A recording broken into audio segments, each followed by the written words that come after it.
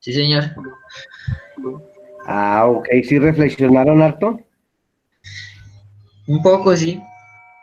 Ah, un poco. Ah, bueno, eso es lo importante, reflexionar así sea un poquito, para ver cómo mejoramos y cómo comenzamos el nuevo amanecer cuando esto pase. Eh, ¿Quién me puede recordar cuál fue el último tema que vimos?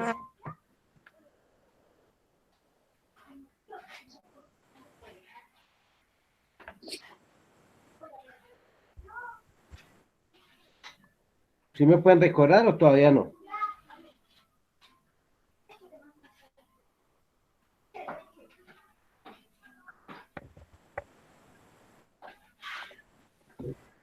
Ok, muchachos, entonces como llegamos un poco como acongojados por lo que le pasó al Señor Jesús en Semana Santa, entonces vamos a hablar un poco de lo que son los macronutrientes, importantísimo para poder realizar y procesar los alimentos en nuestras cocinas.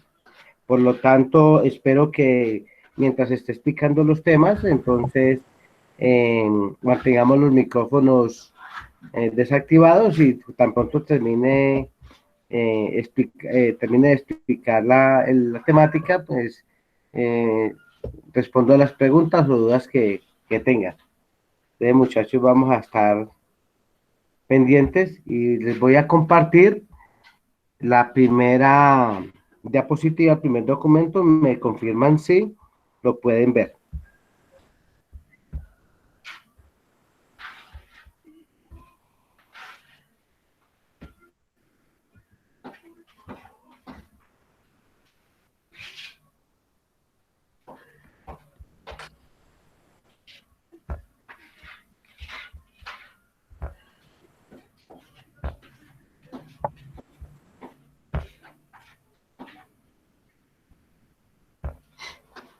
¿Sí la pueden ver?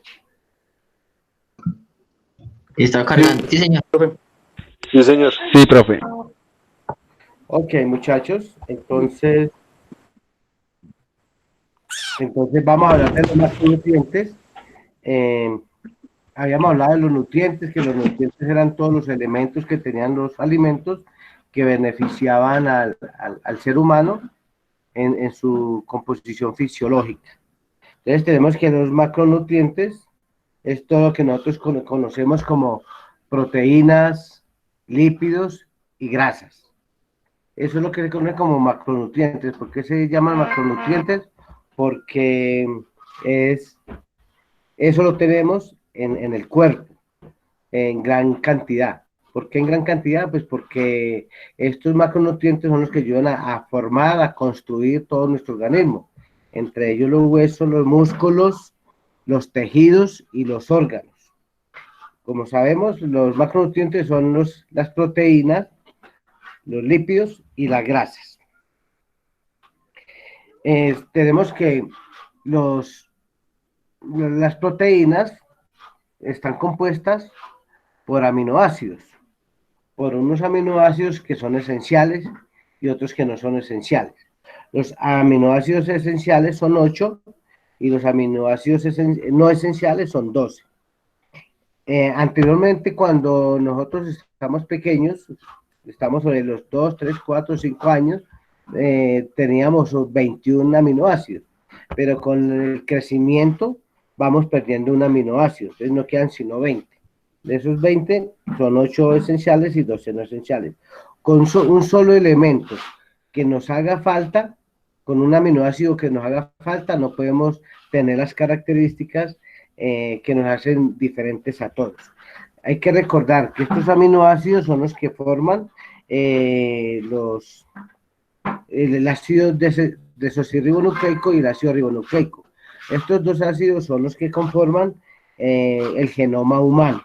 Entonces, al no concretarse en todos los aminoácidos, pues seríamos personas con muchos problemas fisiológicos.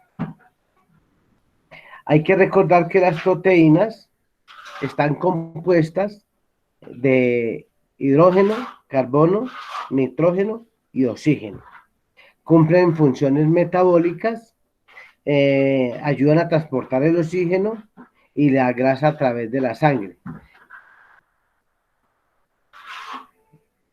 Sabemos que dentro de las proteínas hay una base que se llama el balance de nitrógeno, que ese balance de nitrogenado quiere decir que todo lo que nosotros comemos lo debemos eliminar. Si yo consumo 500 gramos de calorías, debo eliminar 500 gramos de calorías.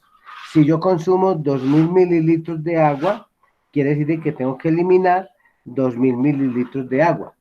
¿A esto qué se refiere? Que en el momento en que yo consuma una gran cantidad, ya sea de grasa, de azúcares o de proteínas, y no las sinteticen, no las quemen, el organismo no las absorba, que es de que algún órgano está fallando. Lo mismo pasa con la orina. Si yo consumo 2000 mililitros de agua y no expulso, no elimino 2000 mililitros, quiere decir que los riñones me están fallando. Quiere decir que estoy haciendo retención de líquido. A eso se refiere el balance de nitrógeno. ¿Cuáles son los aminoácidos esenciales? Como ustedes ven en la figura, hay 8 esenciales y 12 no esenciales. Dentro de los esenciales tenemos la histidina y la isoleucina, la leucina, la lisina, la metionina, la fenilanina, el triptófano y la valina.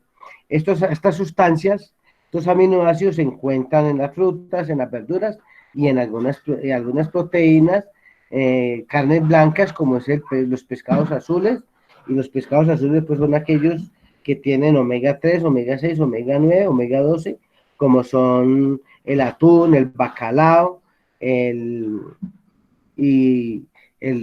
mero y otros pescados grandes. Los no esenciales, como la glutamina, la alanina, la arginina, la glicina y la cisteína, pues se encuentran en otros alimentos, ya sean legumbres, sean leguminosas, que realmente pues el cuerpo los necesita, pero no son tan importantes. ¿Cuánto es lo que nosotros necesitamos de consumir de proteínas diarias al día?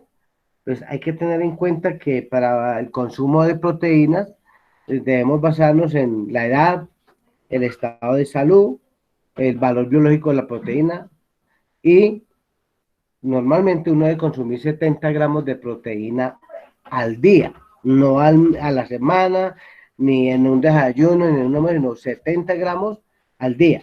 ¿Qué quiere decir? Que si 100 gramos de carne magra solamente tienen 29 gramos de proteína, entonces yo debo complementar esos otros gramos de proteína con los demás alimentos, ya sea con el frijol, con el garbanzo, con la papa, con las verduras, porque todos ellos tienen proteínas.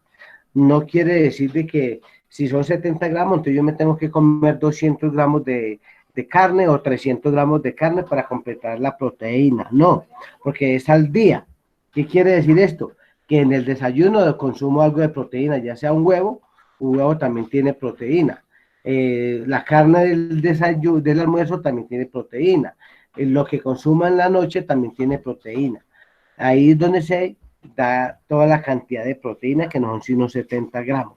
Recuerden que si yo consumo más de 70 gramos, tengo que eliminar esa cantidad que consumo. Y si no la consumo, pues voy a tener muchos problemas a nivel orgánico, como puede ser artritis, arteriosclerosis, voy a tener ácido úrico, me va a afectar la tiroides, etcétera, etcétera. Entonces, el consumo de proteína se da, el consumo de proteína se da diario y no todos los días. Yo no puedo estar consumiendo carne todos los días. Debo consumir carne mínimo, máximo 2 veces a la semana. De nosotros a veces nos alimentamos un poco mal creyendo que comer carne todos los días es beneficioso. Y eso no es así. La carne todos los días produce muchos daños en el organismo.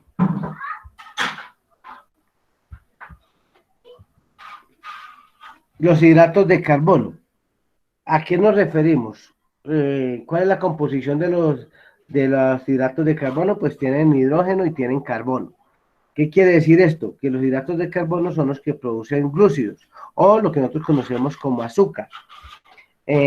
Todos los alimentos hechos a base de harina, como el pan, la pasta, y otros elementos que tienen harina, producen azúcar. Cuando el organismo lo sintetiza, pues ese azúcar se convierte en grasa, y esa grasa pues es la que se va a pegar, se va a adherir de las arterias y de las venas, estrechando el canal sanguíneo, lo que producen muchas veces producen trombosis. Entonces, por eso debemos de consumir pocos hidratos de carbono. Igualmente, una de las normas de salud y de dietética es que uno no debe consumir hidratos de carbono en la noche, como el pan. Uno no debe consumir pan en la noche. ¿Por qué razón? Porque el organismo va a entrar en un periodo de hibernación, de relajación. Entonces, las grasas producidas por el azúcar no se van a poder sintetizar, y esto va a causar una mala digestión, y por ende pues vamos a tener problemas de obesidad. ¿En qué se clasifican los glúcidos? Se clasifican en almidones y en azúcares. Tenemos que los almidones, pues todo lo que viene de algunos tubérculos, como la papa, como la yuca, esos son glúcidos, son almidones que producen azúcar, y por ende pues producen también grasa. Y los azúcares se dividen en tres. ¿Quién me puede decir cuáles son los tres azúcares en los cuales se dividen? ¿Quién me puede decir, muchachos? Monosacáridos, disacáridos y la fructosa. Exacto, monosacáridos, disacáridos y polisacáridos. Esos son los tres azúcares: los monosacáridos, los disacáridos y los polisacáridos.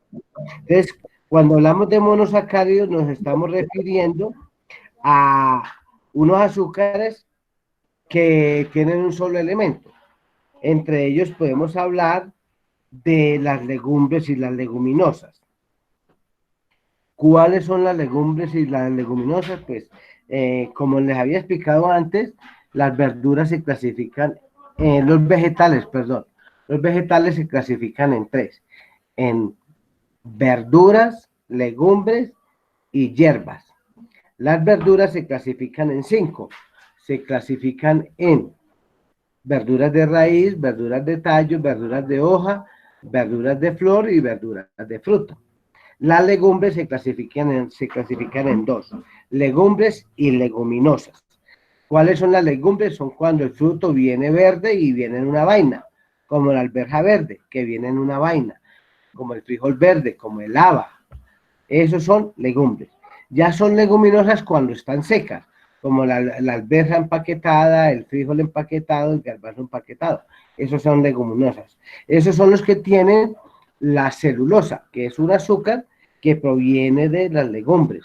Ese es el azúcar de estos alimentos. Ese azúcar es beneficioso para nuestro organismo porque es sintetizada y asimilada totalmente por el organismo.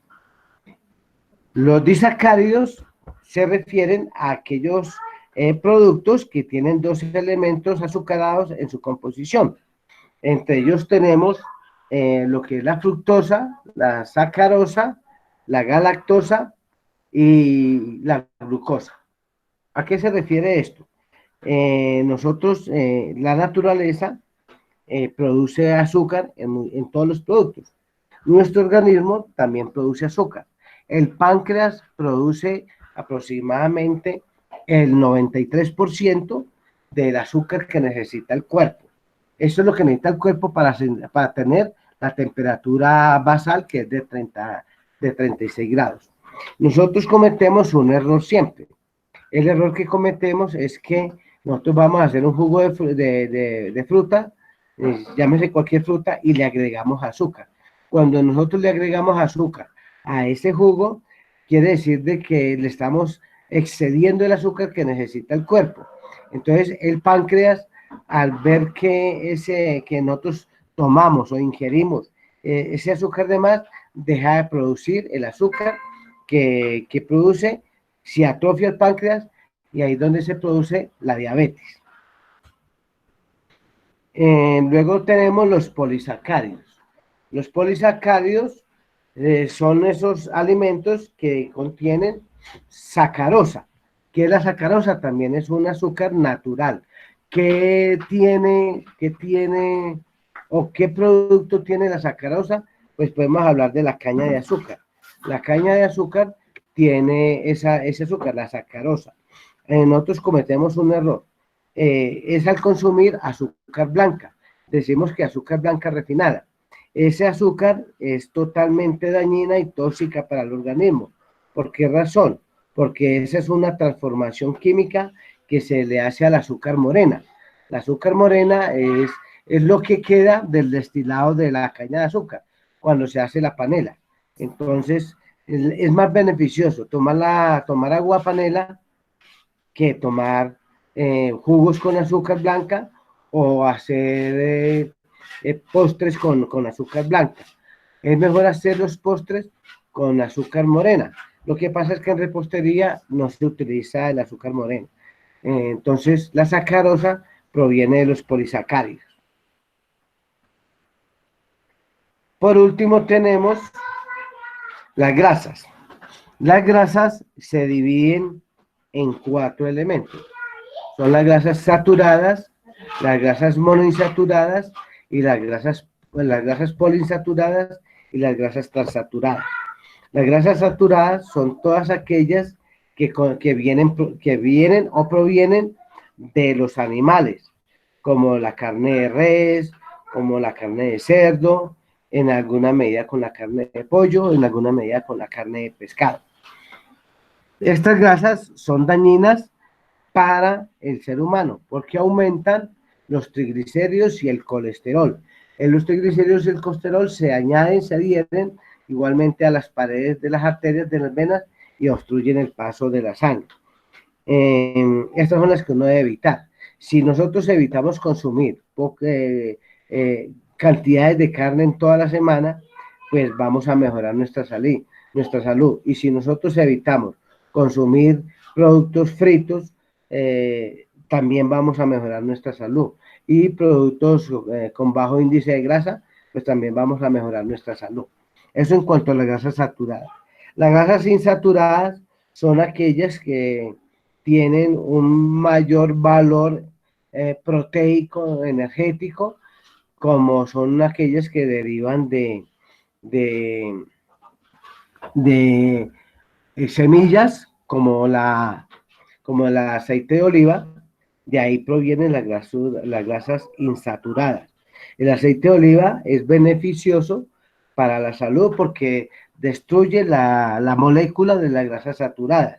O sea, va limpiando las paredes de las arterias y de las venas. Igualmente, contienen omega 3, omega 6, omega 9, omega 12, que son ácidos grasos que ayudan a reducir un poco la densidad de la sangre. Por lo tanto, es beneficiosa. ¿De dónde proviene la grasa insaturada? Pues de la oliva, de donde se saca el aceite de oliva. Hay que tener en cuenta que estas grasas insaturadas tienen baja degradación. ¿Qué quiere decir? Que se pueden quemar muy fácilmente. Por eso se utilizan básicamente para freír, sellar algunos alimentos, como también para aderezar algunas ensaladas. Luego tenemos las grasas poliinsaturadas. Son aquellas que tienen una buena cantidad de degradación, o sea, resisten más temperatura, igualmente son más beneficiosas para la salud que las monoinsaturadas. Entre ellas tenemos aquellos aceites que provienen de semillas madre, como es el aceite de ajonjolí, el aceite de girasol, el aceite de almendras, el aceite de aguacate, el aceite de cacahuate, el aceite de maní. Todos esos aceites son poliinsaturados que ayudan a mejorar la salud humana y que entre más se consuman, mucho mejor. Y por último tenemos las grasas transaturadas. Esas grasas transaturadas son aquellas que sufren un cambio de temperatura muy grande. Este es un error que nosotros cometemos mucho con los, eh, con los calentados. Resulta que los calentados, como el calentado paisa, ellos ya sufrieron una transformación química. Estos alimentos ya tienen una manteca, ya tienen una grasa por el proceso que se hizo anteriormente. Cuando nosotros lo calentamos, pues hay una sobretransformación, un sobreproceso y se vuelve una grasa transaturada y es bastante dañina. Lo mismo que la margarina. Hay que tener en cuenta que la margarina es un alimento totalmente industrial. Sabemos que esto proviene de los plásticos, entonces cuando nosotros procesamos la margarina a una alta temperatura, lo último que nos queda es un plástico, es una capa de caucho en el sartén que es totalmente dañino para el organismo. Eso en cuanto a las grasas transaturadas. Luego hablamos de los micronutrientes. Los micronutrientes se refieren a lo que son vitaminas y minerales. Estas vitaminas se consiguen en baja proporción en nuestro cuerpo. Por eso las debemos de consumir. Las vitaminas se clasifican en dos, liposolubles e hidrosolubles. Hay algunas vitaminas, las hidrosolubles, dentro de las hidrosolubles está la A, la B, la D, la E y la K. Esas son las vitaminas hidrosolubles que se disuelven en agua. Todos los procesos de cocina, todos los procesos de cocción deben de tener en cuenta esta característica, porque nosotros a veces procesamos alimentos con estas vitaminas en el horno, los salteamos y lo que vamos a hacer es evaporarlas. Lo mismo pasa con las vitaminas liposolubles. Las vitaminas liposolubles se disuelven en grasa, por lo tanto son más perjudiciales, por lo tanto hay que saberlas consumir, por lo tanto hay que saberlas mezclar. ¿Por qué razón? Porque como se disuelven en grasa, su sintetización, su asimilación es más demorada y pueden perjudicar en gran parte al ser humano. Como ven acá, tenemos las vitaminas liposolubles, que está la A, el retinol, el del-calciferol, la E, el tocoferol y la K es la antihemorrágica. Esta antihemorrágica es la que le aplican a los niños cuando están recién nacidos, que es la vitamina K o la vitamina de potasio, que la aplican bajo una inyección o la adquieren del sol. Por eso los niños recién nacidos hay que sacarlos al sol, para que les dé el color amarillo, que es el color de nuestra piel. Y dentro de las vitaminas hidrosolubles está el ácido ascórbico, la tiamina, la riboflavina, la niacina, el ácido pantoténico, la piridosina, la cobalamina, etcétera, etcétera. Hay que tener en cuenta esta clasificación de las vitaminas para los procesos de cocina, porque nosotros muchas veces nosotros mezclamos y procesamos más las vitaminas sin saber cuál es la verdadera forma de cocerlas. Y por último tenemos los minerales. Igualmente, nuestro organismo tiene unas mínimas porciones de minerales, pero esos minerales también se deben de consumir, pero no hay que estar consumiendo en cantidades, porque como ustedes hicieron un trabajo anteriormente, analizaron un trabajo, se dieron cuenta que esos minerales pueden causar muchos daños en el organismo, como también pueden producir indigestiones, intoxicaciones, infecciones en el organismo. Entonces hay que saber manejar los minerales y hay que aprender a identificar los minerales en los alimentos. ¿Alguna pregunta hasta ahí, muchachos? ¿Alguna duda? ¿Alguna pregunta, alguna duda? Profe, ¿la única grasa del aceite de girasol o hay más? ¿Cómo? La única grasa, la que explicaba del aceite de girasol, ¿es la única que hay? ¿Esa grasa insaturada es la única que hay? O sea, las grasas saturadas son las que provienen de las carnes, ¿sí? Sí, sí. Las grasas monoinsaturadas son las que provienen del aceite de oliva, Ah, ¿sí? eso es lo que... No se utiliza la semilla del aceite de oliva, lo que se utiliza es la esencia de la oliva, de lo que es la masa, ¿sí? Ah, ok, eso es lo que no he entendido ¿Sí? bien. Y en cambio, las grasas poliinsaturadas son las que provienen directamente de la semilla, ¿Qué es la ¿sí? del aceite? Que es la semilla de sésamo o ajonjolí, la de maní, porque el maní es una semilla, el coco como tal, no la caparazón, sino el coco por dentro es una semilla. Entonces, de ahí se extrae el aceite. ¿Sí me hago entender? Sí, sí, señor, eso era lo que me ha quedado. Una Ok. pregunta, Hay que tener en cuenta una cosa, muchachos. profe. Sí, Camilo, Profe, tengo una pregunta. sí. Eh, lo que su merced decía de lo de que no es bueno comer carne todos los días, ¿aplica para todos los tipos de carne o solo para las rojas en especial? No, aplica para las carnes rojas. Las carnes rojas solamente se deben de consumir 2 veces en la semana, 70 gramos, ¿sí? Sí. Igualmente, las carnes blancas, ojo, acá nuestro sistema de salud, igualmente la FAO, la FDA, eh, no tienen claro cómo clasificar la carne de cerdo, porque ustedes ven la carne de cerdo, pues obviamente tiene su color rosado, ¿cierto? Pero cuando usted hace el proceso de la carne, queda un color blanco grisáceo, ¿sí? Entonces no han podido clasificar si la carne de cerdo es roja o es blanca, ¿sí? Pero siempre se debe de introducir dentro de las carnes rojas, ¿sí? Por dudas siempre está dentro de las carnes rojas. Entonces, las carnes blancas están las carnes de ave y las carnes de pez o de pescado, ¿sí? Dentro de las carnes blancas, es mejor consumir pollo que carne roja, porque la carne roja, la carne de res tiene 29 gramos de proteína apenas en 100 gramos. La carne de cerdo tiene 28 gramos de proteína en 100 gramos. La carne de pollo tiene 32 gramos de proteína en 100 gramos de carne. Las carnes de pescado tienen 40 gramos de proteína en 100 gramos de carne. Entonces, es mejor consumir carne de pollo que carne de res. ¿Por qué razón? Porque nosotros cuando pasamos de una edad ya donde estamos hechos y derechos y formados, que es más o menos de los 21 años, 25 años para arriba, nosotros ya no necesitamos consumir demasiada carne roja, porque ya nosotros no vamos a crecer, no vamos a formar órganos, no vamos a formar huesos, ni nada de esas cosas. Lo que nosotros necesitamos es consumir esa carne de res para sostener un funcionamiento de nuestro organismo, para sostenerlo, más no para edificar o construir. ¿Sí me hago entender?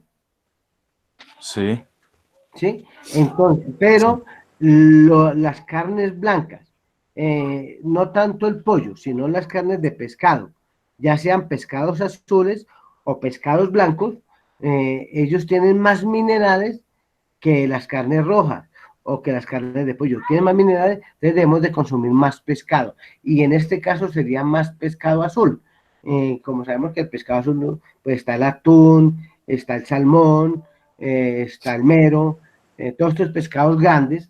Entonces, ¿por qué los debemos de consumir? Porque tienen ácidos grasos esenciales, como el omega 3, el omega 6, el omega 9 y el omega 12.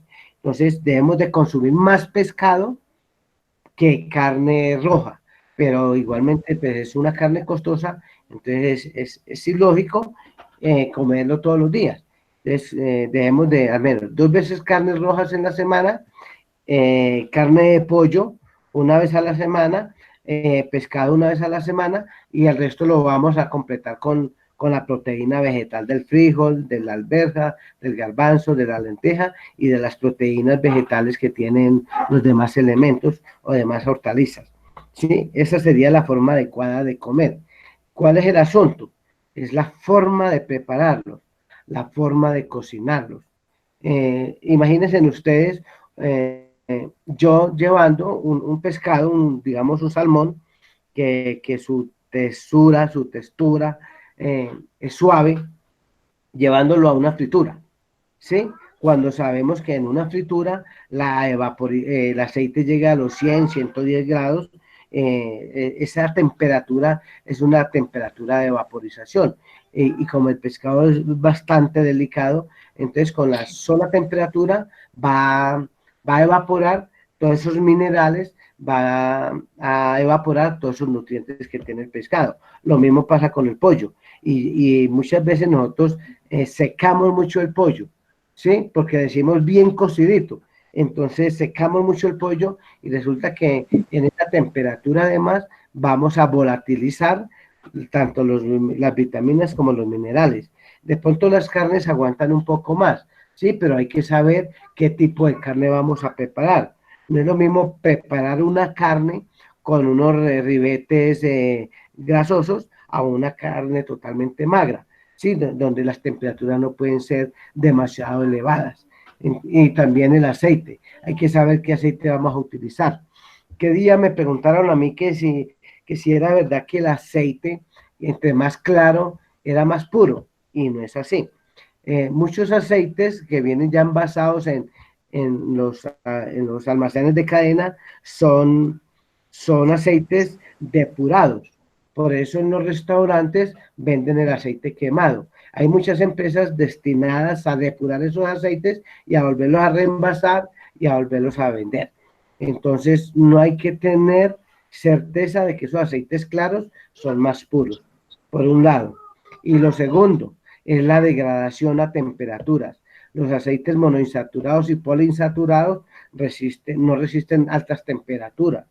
Los aceites saturados sí resisten altas temperaturas, pero son dañinos. Lo mismo, entonces, pero hace poco, hace unos 4 años, 5 años, salió un estudio que la mejor forma de freír un producto era con la grasa de cerdo, ¿sí? Porque es una grasa que se degrada muy poco y resiste mucha temperatura, pero esas grasas de cerdo ya no se encuentran tan fácilmente. Entonces hay que tener mucha tranquilidad, hay que manejar muy bien las técnicas y los métodos para poder procesar los alimentos, porque a veces usamos demasiadas temperaturas. ¿Alguna pregunta, muchachos? No, pues.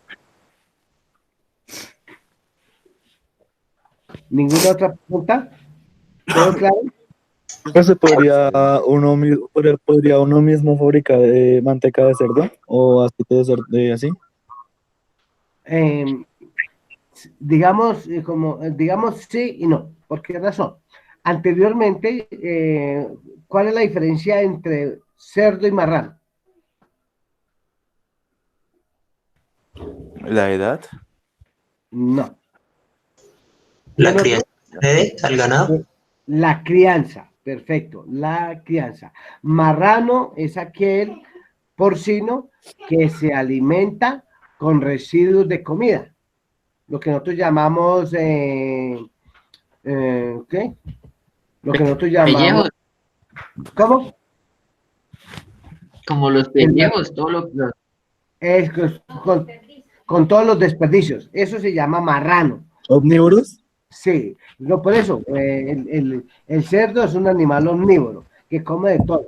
Si ustedes dentro de la comida le agregan plástico, papel, latas, todo, ellos se comen todo.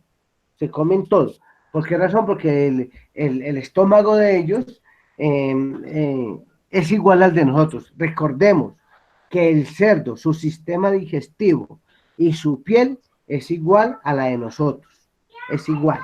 Ellos producen ácido clorhídrico. Por eso si ellos se comen un pedazo de lata de cerveza, pues el organismo la va a digerir. Si se comen un plástico, lo va a digerir, ¿sí? Por eso se llaman omnívoros, que comen de todo. Tienen el mismo sistema digestivo, tienen el mismo corazón de nosotros y tienen la misma piel, las mismas capas de la piel del cerdo son iguales, son idénticas a las de nosotros. O sea, somos muy parecidos al cerdo. Entonces, y el cerdo es aquel porcino que es cultivado a base de purina y es aquel que es tratado científicamente y por eso el bacon o la tocineta se saca del cerdo, no del marrano. porque el marrano, pues su piel tiene un gran porcentaje de grasa, y esa grasa pues no es tan benéfica. Entonces uno sí puede procesar la grasa de cerdo, pero ojalá con hacer el aceite de grasa o la grasa de cerdo, pero con el cerdo cultivado, no con el marrano. ¿De acuerdo? Sí. Sí, señor. Ok, muchachos.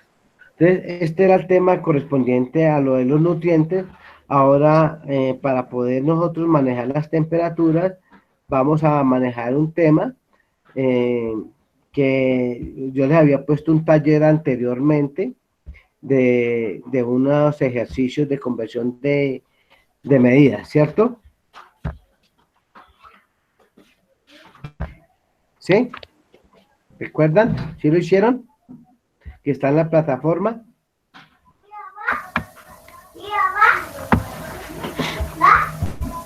Bueno, muchachos, dentro de las conversiones de medidas tenemos el sistema métrico decimal. Pues de ese sistema métrico decimal no es que se utilice en las cocinas a nivel de procesos. De pronto sí se tienen en cuenta esa conversión de medidas del sistema métrico decimal para la construcción de una cocina, para conocer los espacios, las distancias que deben de haber entre mesa y mesa, distancias entre equipos de temperaturas altas, distancias en equipos de temperaturas bajas, altura de los mesones, para todo lo que es la ergonomía. Para eso se utiliza el sistema métrico decimal. Pero para lo que concierne a cocina, tenemos solamente dos medidas, que es las medidas de masa y las medidas de volumen. ¿Quién me puede decir qué medidas se toman con las de masa? Es la de gramos y todo eso, ¿sí? Correcto, Giovanni. Las medidas de masa son aquellas donde nosotros tenemos lo que es una tonelada, tenemos un hectogramo, tenemos un kilogramo, tenemos una arroba. Entonces, cuando hablamos de una tonelada, ¿a qué nos referimos? ¿A cuántos kilos? 1000 kilos, ¿no? Mil ¿Más de kilos. 1000? Sí. Y cuando hablamos de hectogramos, ¿a cuántos kilos nos referimos? Hectogramo. 100. A 100 kilos. Muy bien. Una arroba. ¿Cuántos kilos? 25. Una arroba no son 25 kilos, 25 libras. 25 libras igual a 12.5 kilos, ¿cierto? Kilos, 25 kilos. No, 25 kilos no. Son 12.5 kilos. Una arroba es igual a 12.5 kilos, igual a 25 libras. Y un kilo, pues son 1000 gramos, ¿sí? Entonces, un decagramo, ¿cuántos gramos son?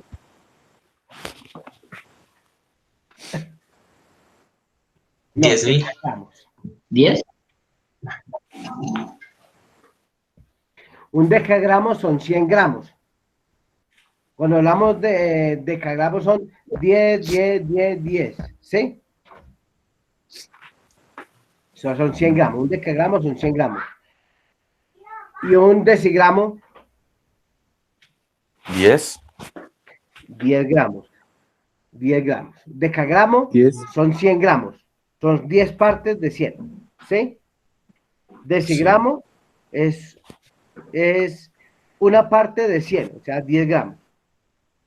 Y un miligramo, pues es un 0.001 gramo, ¿sí? Hay que tener en cuenta estas medidas. ¿Por qué razón? Porque en repostería las medidas deben de ser precisas. En repostería y pastelería, cuando no se utilizan buenas medidas, entonces salen mal los productos, igual las temperaturas. Por eso es importante conocer las equivalencias. Cuando hablamos de equivalencias, ¿ustedes creen que 10 mililitros es igual a 10 gramos?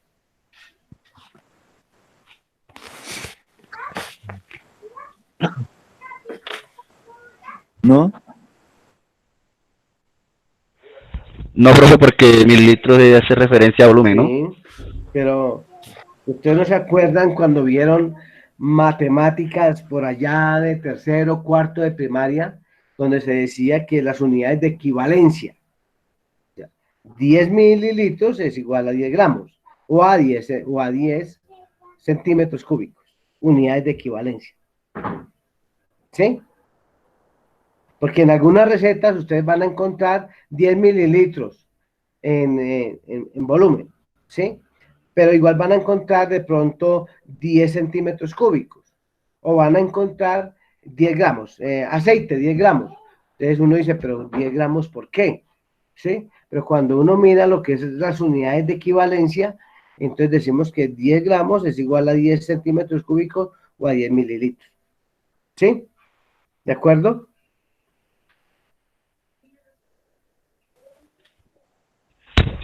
Sí, profe. Ok, muchachos. Esto hay que tenerlo en cuenta para poder hacer las medidas. Hay un error que nosotros cometemos en un proceso de cocina, en un plato básico, que es hacer un arroz. Todo el mundo cree que hacer arroz es fácil, ¿sí? Y resulta que nosotros no tenemos en cuenta la cantidad de aceite que le agregamos al arroz. Y no tenemos en cuenta el agua. ¿Sí? ¿Por qué razón? Porque nosotros queremos hacer un arroz atollado. Entonces, no sabemos si agregarle más agua, menos agua, no sabemos cuál es la consistencia del arroz atollado. Entonces, es importante que cuando hagamos un arroz básico como acompañante de un plato, debemos de tener en cuenta la cantidad de aceite. O sea, si yo digo que voy a agregar 100 gramos de arroz y le voy a agregar 25 centímetros de aceite, entonces, ¿cuánta agua le tendría que agregar a esos 100 gramos de arroz? ¿Qué me dice María Paz? Es como 75. No, 70, recuerden que la medida De empírica agua. es, la medida empírica es por una taza de arroz son 2 de agua, ¿cierto? Si son 100 gramos de arroz, entonces serían 200 gramos de agua, ¿cierto? Pero como nosotros le agregamos 25 centímetros de aceite, entonces tendríamos que agregarle 175 mililitros de agua para que el arroz nos quede sellado, marcado y con la consistencia de un arroz para acompañar un plato. Lo primero. Lo segundo, si yo voy a hacer un arroz, que es el ingrediente principal para un arroz chino, para un chow mein, para un arroz con verduras, etcétera, etcétera, entonces, si yo le agrego 25 gramos de aceite a ese arroz, ¿cuánta agua le tendría que agregar?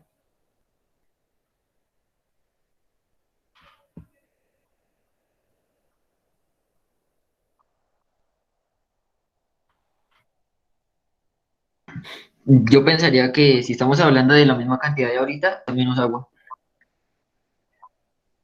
Ah, muy bien, Camilo, lo tiene claro. Exacto.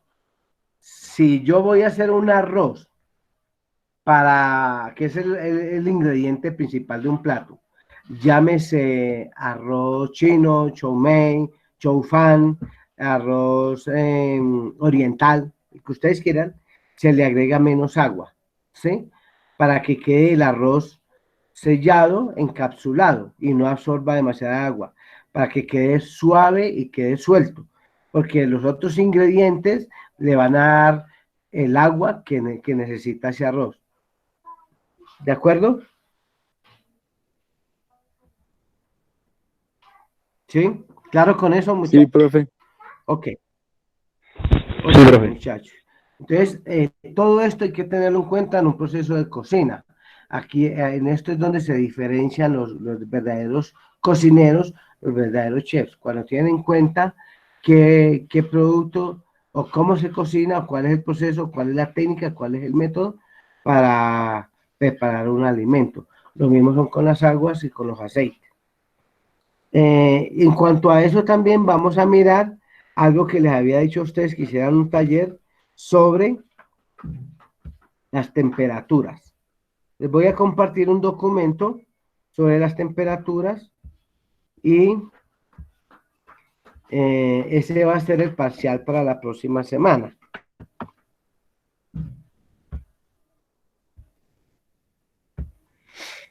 ¿Cuál, profe? ¿Ya lo ven ahí? Mm, ¿Sí lo ven? Sí, profe. Ok. Vemos ahí conversión de temperaturas. ¿Por qué es importante la conversión de temperaturas? Porque hoy en día muchos de los equipos de cocina de tecnología de punta vienen con grados Fahrenheit y grados Kelvin. Y si nosotros no sabemos convertirlos a grados Celsius, que son los grados que nosotros manejamos, pues vamos a utilizar muchas temperaturas para productos que no lo necesitan, o bajas temperaturas para productos que necesitan mucha temperatura. Igualmente, hay que tener en cuenta cuando nosotros vamos a llevar una pieza, ya sea de cualquier carne, o vamos a llevar unas frutas, unas verduras, unos postres, unas tortas a un horno, nosotros tenemos que tener claro qué utensilio vamos a utilizar, la capacidad del utensilio, la cantidad o el peso del elemento que se va a preparar. ¿Por qué razón? Porque de acuerdo a la cantidad o al peso, pues así mismo se manejan los tiempos y las temperaturas. Ejemplo, si yo voy a manejar un pernil de cerdo, tengo que colocar temperaturas medias a largos tiempos para que no se me seque o no se me queme la parte superior y la parte interna me quede cruda. Por eso hay que saber manejar las temperaturas. Entonces, si yo voy a manejar una pierna de cerdo para una fiesta o para en diciembre o alguna cosa, siempre la debo trabajar sobre 160 grados a 2:30, 3 horas, para que la pierna quede jugosa y quede tierna, y aparte que quede tierna, quede cocida completamente, sin necesidad de que se seque. Lo mismo pasa con pescado, lo mismo pasa con piezas grandes de carne de res o de cerdo. Entonces, vamos a hablar de las temperaturas. Nosotros conocemos los grados Celsius.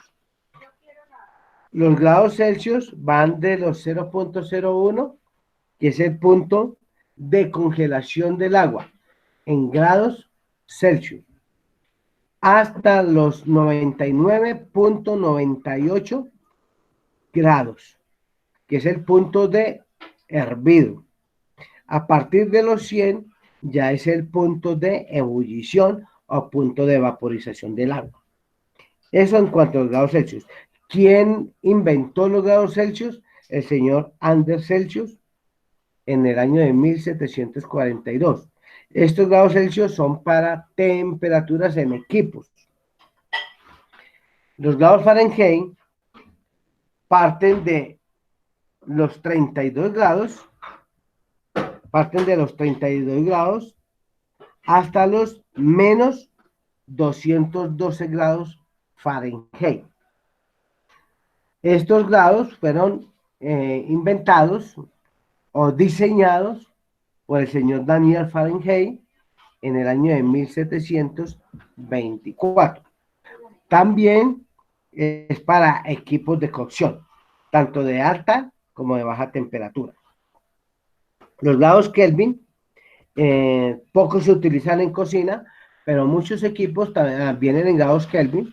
Estos son unos grados americanos que parten de que el cero absoluto o el punto de congelación absoluta del agua es de menos 273 grados punto 15. Ese es el nivel de congelación del agua. ¿Quién lo descubrió? ¿Quién lo diseñó? El señor William Thomson en el año de 1848. Pero estos grados pocos se utilizan en cocina. Estos grados se utilizan más que todo para determinar la temperatura en la fotografía y determinar la temperatura en los videos. Entonces son grados para determinar las temperaturas del color, las temperaturas de un video. Los grados Rankine son unos grados que se utilizan en física, lo que se conoce como termodinámica. Estos parten de menos 459,67 grados. Ese es el cero absoluto en los grados Rankine. En cocina no se utilizan solamente en la termodinámica, en la física. ¿Quién lo diseñó?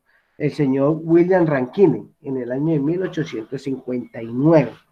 Se dice que el cero absoluto parte o se da en menos 459 grados 67. Y están los grados Ramour.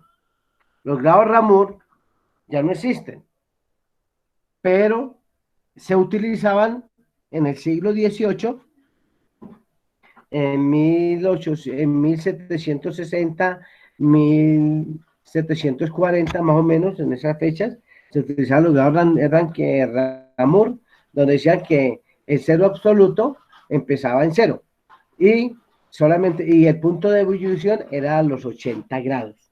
Entonces, después de estudios y estudios, se abolió de todo lo que es conversión de temperaturas, se abolieron los grados Ramour y ahorita solamente se utilizan los grados Celsius y los grados Fahrenheit para cocina y los grados Kelvin para lo que es la fotografía y todo lo que tiene que ver con videos. Preguntas hasta ahí, muchachos. ¿Sabían eso hasta el momento? No, señor. ¿Alguno? No, profe. Ok. Entonces, como ven ustedes acá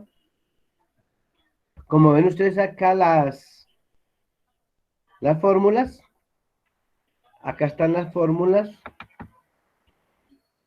la conversión de grados Celsius a Fahrenheit, de Fahrenheit a Celsius, tenemos las fórmulas, ahí están todas las fórmulas. Entonces, estas fórmulas se las voy a enviar, tan pronto termine la clase, se las voy a enviar a sus correos y les dejo el taller para que ustedes lo resuelvan, esta semana y me lo expliquen de manera virtual por esta plataforma, me lo expliquen en la próxima clase y me hagan un ejercicio de manera virtual, ¿sí? Entonces, ese es el parcial para la próxima semana. Preguntas hasta ahí, muchachos. Profesor, ¿usted nos haría el favor de mandar también las diapositivas de lo que estábamos hablando ahorita?